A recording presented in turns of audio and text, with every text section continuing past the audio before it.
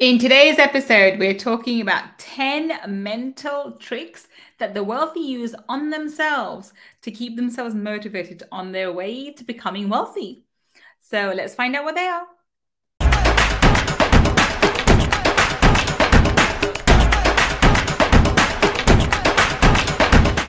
Welcome, welcome. This is Gull, your money mindset expert. And today I'm so excited.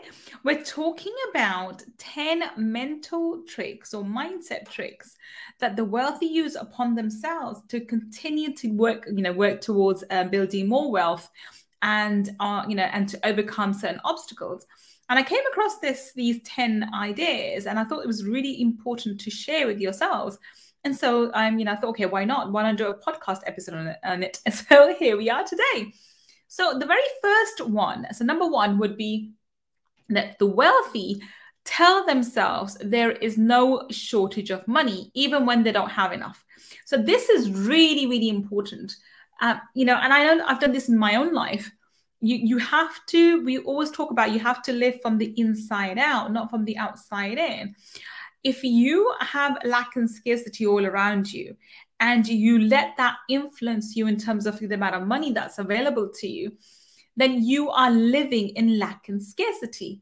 Remember, if energy flows where focus goes. If you're focused on lack and scarcity, that's what you're going to manifest more of in your life. So the idea is to flip that around and go from the inside out. And you need to understand how everything is abundant. There's abundance all around you. And nature knows no lack and scarcity. Any piece of land, any place that you get, grass grows and weeds grow, and wildlife comes on to insects, whatever come on along to occupy it. So nature is always extravagant, and there's abundance everywhere. And if you really tune in to the idea of what universal energy is, well, it's abundant, right? There is no lack and scarcity in the universal energy. Divine source energy does not know lack and scarcity. So if you're getting all your energy, your creative power from divine source energy, then there is no lack and scarcity. There is just lots of money, and there's loads of abundance all around you. So when you think from that angle, when you're thinking that there is no scarcity, there's always abundance, and how universe is abundant and divine energy is abundant, there is always money and abundance around you. You just have to figure out a way, or allow universe to bring the abundance to you, and leave your channels open to receiving. What happens most of the time, that we are so stuck in our current circumstances, we are so focused on what's happening in a physical environment, we don't even look upon opportunities or the doors that have been made open to us through the universe, with people around us, or through opportunities around us, because we're too focused on the one door, on the one place where the doors are closed and one is no longer available. So this is something that is a mindset thing, hack or mindset trick. You have to tell yourself and really actually believe that there is no shortage of money. Money is all around you. You just have to figure out a way of attracting it to yourself, and making sure that you are leaving your channels open to receiving money from all channels. It could be unexpected ones, and unexpected ones are the best ones, because you don't know how they're going to come. And you can even play these games, and sometimes I play with myself. I'm thinking, well, I wonder, I'm curious about where this money is going to come from. I'm curious about where universal energy will open the door, how the money will come to me. And in the process of being curious, you allow yourself to be open to receiving unexpected abundance from unexpected sources. Okay? Very important. Number one, that's number one mindset trick or hack, whatever you want to call it. Number two is they think of money as a game. So I always talk about, treat money as your best friend, but you can always treat it as a game too. So it's not, whether, if I take some and you have less. It's okay, so how can I make money and for you to have more, by the time we're finished as well? So you need to have more value, I need to have more value, and how can we exchange so that we both end up with more value than we started with? And so money is a game that you play, and you play with people, but you don't play so that one person loses. You play in a way that everyone wins. Everyone gets something that they want. And sometimes what people want is more valuable than money. For example, let's use my coaching example. So when people come and work with me in my coaching practice, and my mastermind is at the high end, the high ticket price. When they come in, and it's actually relatively small compared to the results we get, but when people come and work with me and they want to, they want to manifest 20,000, 30,000, 100,000, 200,000, whatever it is they want to manifest, they pay a certain amount of investment. I also we invest in themselves. But then they're able to get a 10x ROI or 20x ROI, as high as 20x ROI as well. And that means that the amount of money paid over to me, they got 10 times or 20 times in value back. Then I'm happy receiving the money, and they're happy paying the money, because we both got value from that transaction. See what I mean? So money can be treated as a game where you are providing value in exchange of money, or you're receiving value in exchange of money. Yeah, seeing it like that. So that's really, really important way than to see money as evil and money as corrupt, or money as a tool that you have to get or something like that. I think I prefer to see money, when you personify money, I'd like to see money as my best friend. And if you want to see it as anything else, then seeing it as a game. Number 3. So one of the things that the rich and the wealthy do is that they set their expectations, which would be seen by the ordinary person as unreasonably high. Now, I know for a fact that this is what I do. I do this all the time. Every time I take a quantum leap in my income, I've purposely done that by taking unreasonable expectations in terms of the kind of income I did. So I remember the first time I set myself this target, I wasn't making any money. And I said, well, I'm going to make 5,000. And when I was close to hitting 5,000, I quadrupled that. Okay, now I'm going to be making 20,000. But I also set myself certain tasks about the number of hours I wanted to work in my business to earn 20,000 a month. And this happened in relatively very, very short period of time. And then obviously I've set the new target. Now the target I have for myself is really crazy. When I first set it for myself, I thought, oh my God, am I crazy to even think that I could do that? And now, because I've really internalized that idea, it seems like inevitable. It seems like if it doesn't happen in the next few months, it has to happen. It's just such a thing that it's absolutely inevitable. I cannot not make that money. It has to happen. It's going to happen. And I don't see it. If it doesn't happen this month, next month, the month after, it'll happen the month after, right?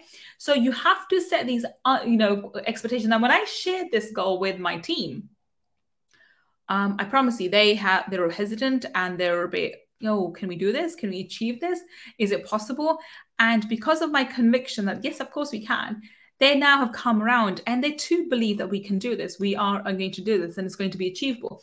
And they've bought into the idea, and now we're working towards this this high target, which previously seemed unreasonable. And this target, if I mention it to anyone outside my team, would think, would say that I'm bonkers and that I this unreasonably high.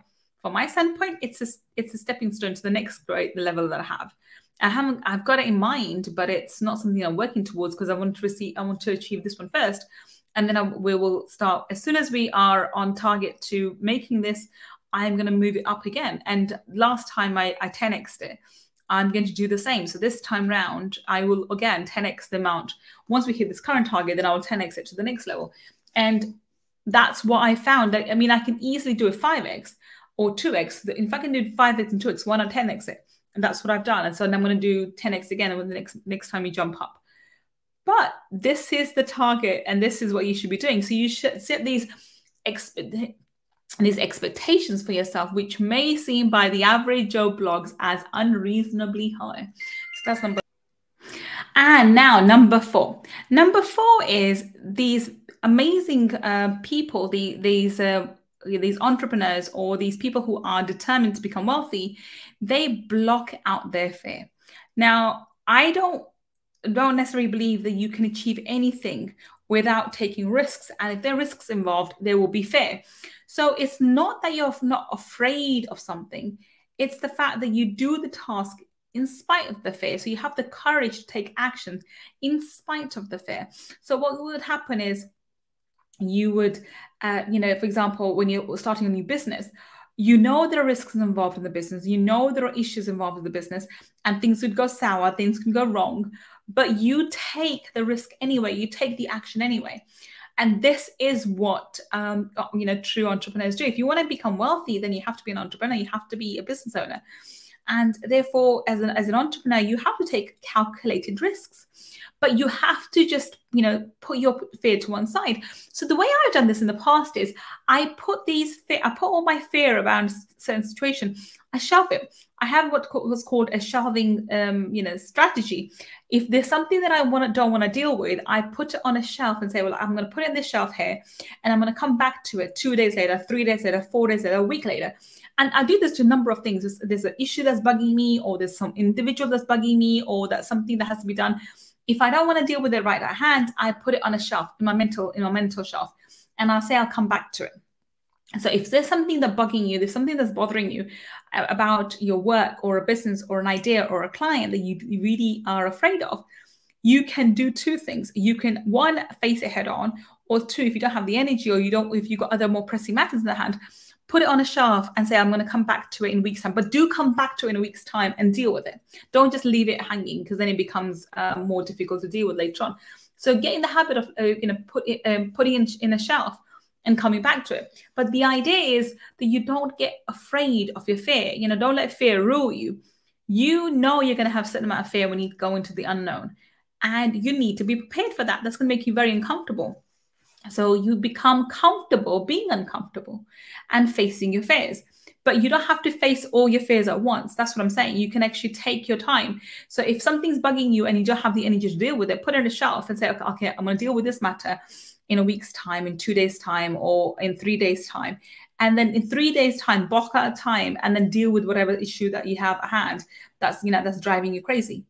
But overall, you do actually block out your fear. You have to block out your fear, because if you let fear rule you, you'll be in a stress mode, which means your cortisol levels will be really high.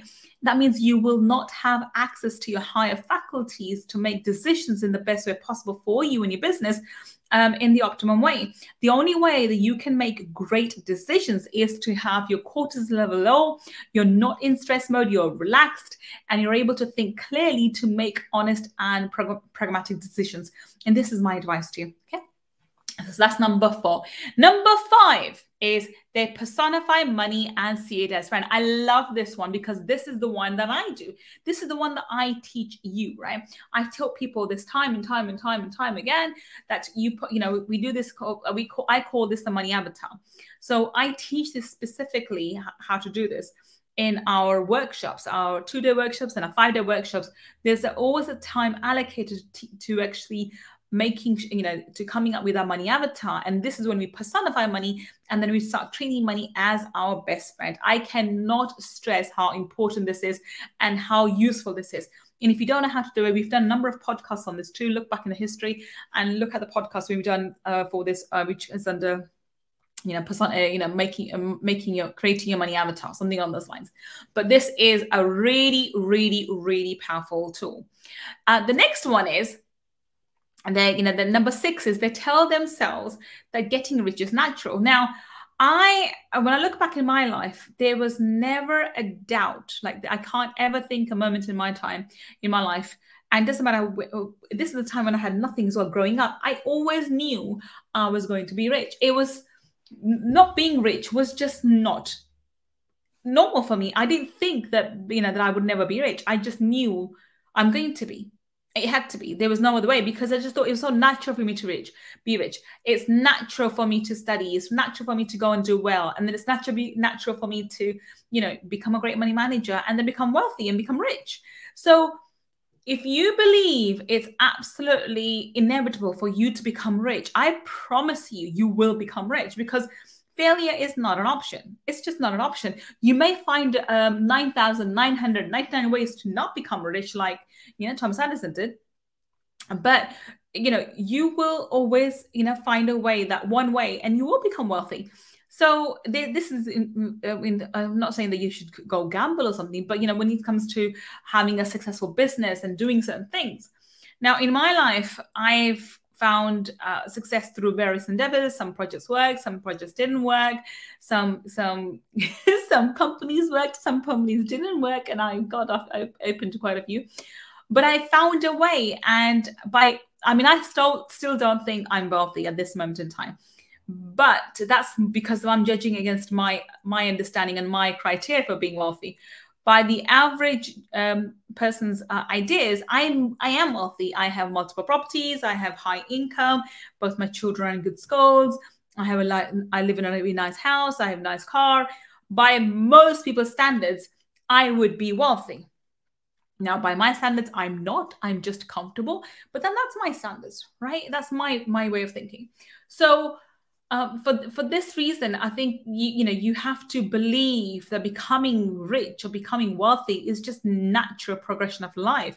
As you go through life, as you develop through life, as you prosper, as you develop yourself, you will become rich. You will become wealthy. And this is an idea that you need to internalize before you do become wealthy. Because unless you think it's natural for you to be wealthy, you will never be wealthy. You may have some money, your money may come to you, but then you lose it because it's not natural for you to have money. It's not natural for you to be wealthy. But when it becomes normal and natural for you to be wealthy and rich, you find not only do you create, make, and have money, but you're able to allow your money to grow for you and you become extremely wealthy, right? So that's number 6. Now, number 7, they tell themselves all the time they deserve to be rich. I cannot stress how important this is.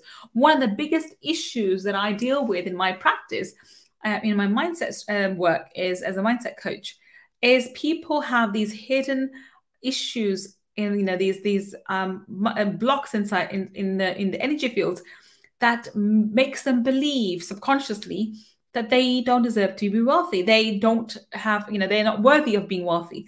So if you do not believe if you don't believe that you deserve to be wealthy, you will not allow yourself to be wealthy. So you need to, this is, people say, oh, people just say, oh, I'm wealthy, and, and just say I'm wealthy and believe it. And eventually you will believe it. To some extent, that may be true. But I promise you, if you do not work on your internal issues, which is causing the low self-esteem and causing to have low self-worth, unless you do internal work on that, you're repeating like a parrot, I deserve to be wealthy, I deserve to be wealthy, is going to have little effect on your actual energy. So this is something that the rich do tell themselves. They tell themselves they deserve to be wealthy. And this is one of the things I help my clients the most, is for them to truly feel that they deserve to be wealthy. Not just say that they are, just tell themselves and say that they deserve to be wealthy, but for them to actually truly feel that they deserve to be wealthy. And when people begin to feel that they deserve to be wealthy, guess what? Wealth turns up in the 3D world too. Well, I hope you enjoy these 7 mindset strategies or mindset tricks or mindset hacks, you can call them, that the rich and the wealthy tell themselves, and to become more wealthy and to work on their wealth mindset. Well, until the next time we meet, this is Gull Khan signing off. Take care and bye for now.